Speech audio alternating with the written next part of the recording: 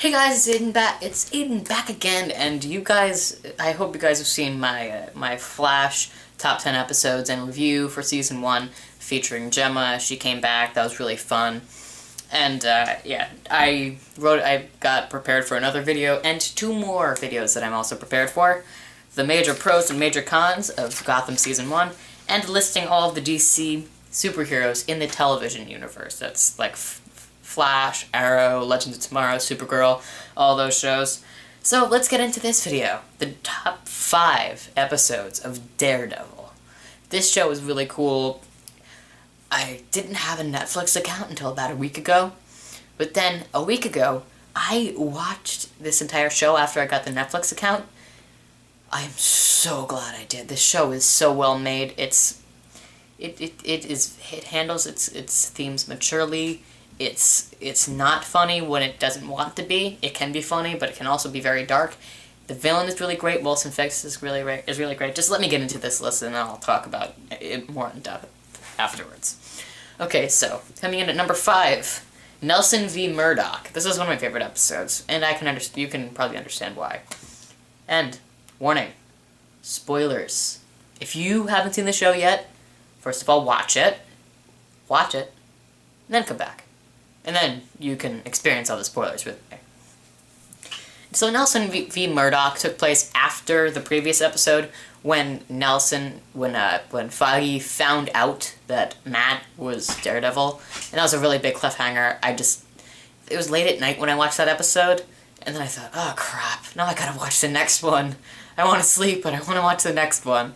And so I did watch the next one, and I was so glad I did. I didn't finish it there. I went to sleep, and then I watched the rest of the episode afterwards, but I just wanted to see some of the dialogue between them afterwards. The scenes were so intense. Oh my god. I was agreeing with Foggy for most of the stuff he was saying. That's why this show is really well done. It makes you see both of the sides of the argument. And that brings us into The Ones We Leave Behind at number 4.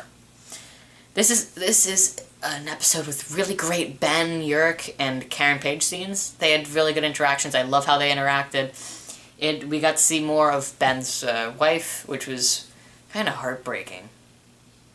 It's kind of heartbreaking what he's going through there. And the end. Oh, God. The end. It's so sad. When Fisk confronts Ben about going after his mother. And, yeah, so doesn't end out well for Ben. He kind of winds up dead. That was really sad. And then going into number 3, Shadows in the Glass. This was the episode that focused on the flashbacks of Wilson Fisk and how he became the character that he is currently. The character that is running, that is a kingpin of a crime, sort of family sort of situation thing. And these were really intense scenes. I was not expecting what would happen here. This was kind of insane. I can completely understand why he is the character that he is based on what he went through. And I love that the recurring theme of the painting or of the wall, rabbit in a snowstorm. The reason why Wilson identifies with that painting so much is because that painting is the wall he was forced to look through while his father nearly murdered his mother. Wow. Yeah, that's how dark it is. That's only a taste of how dark it is. And that episode was really great. I loved the actor who played Wilson Fisk, Vincent D'Onofrio. He's really good at what he does. And then, coming in at number 2, the pilot episode, Into the Ring. This is a really good episode, because it starts off with the scene how Matt becomes blind, and how that affects him with his his relationship with his father. That was really well handled. This was a really well handled episode. It sets up him becoming Daredevil. It sets up him working with Foggy and Karen. It sets up Karen having repercussions from the events that happened in this episode. It's really well handled. It's a really good starting episode for this season. And then, coming in at number 1, an episode titled Daredevil, the finale. Yeah. Yep. So the episode starts off with Ben's funeral, and it's really sad, and it's really well handled. And it proceeded, and Fisk had a really good monologue speech sort of thing to the police officers that were taking him to prison. And the fight between Fisk and Daredevil was the best choreographed fight in the season, I think. That was really well handled. And I just really loved that episode so much because it concluded stuff, and he got his red suit that you see behind me here. Yeah, it's awesome.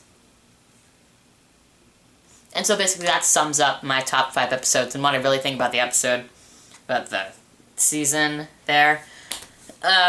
If I were to give it a grade, I would totally give it an A+. It was really well handled, it was really well written, really well directed, really well acted, and it took its themes very maturely, which is something that I think is good in a show like this. Because you need to show the lengths of what New Yorkers are willing to go through. And, yeah, so that basically sums up the top 5 episodes.